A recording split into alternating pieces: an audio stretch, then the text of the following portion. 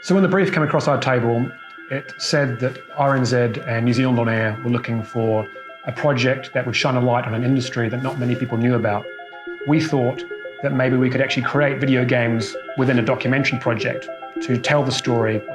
So to do that, we brought together 3D artists, illustrators and animators, web developers and designers and videographers, along with storytellers, to create a project that we think is something a bit different that you might have seen before.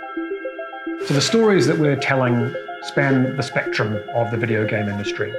We went to Wellington to find a company on the verge of the big time. We went to Napier to find a single mother who was earning a living out of playing video games on the internet. And also visited Humphrey Hanley, who is someone who was born with a very rare genetic condition, which means that now he literally has no hands, but is able to play video games and is very enthusiastic about what the gaming industry has done to allow him to open up to the world. I'm Alan Walker. I'm the interactive director of Vanishing Point.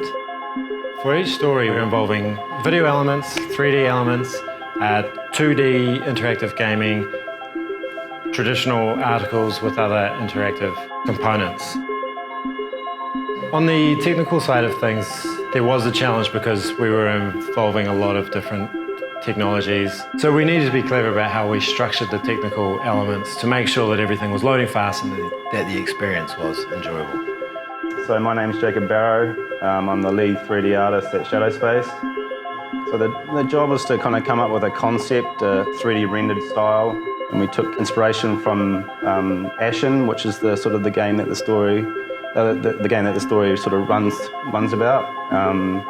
And so that's a very sort of minimal, kind of highly stylized game, and we took cues from that.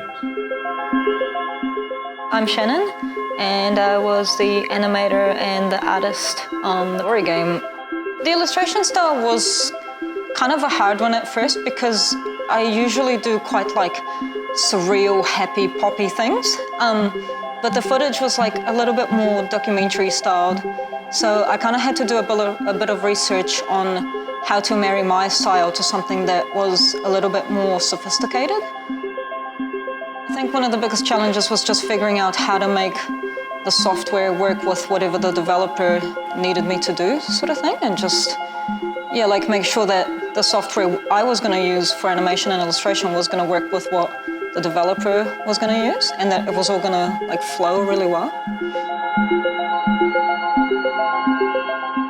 We gamified Humphrey by kind of 3D scanning him and then allowing him to be an asset or a character in his own game.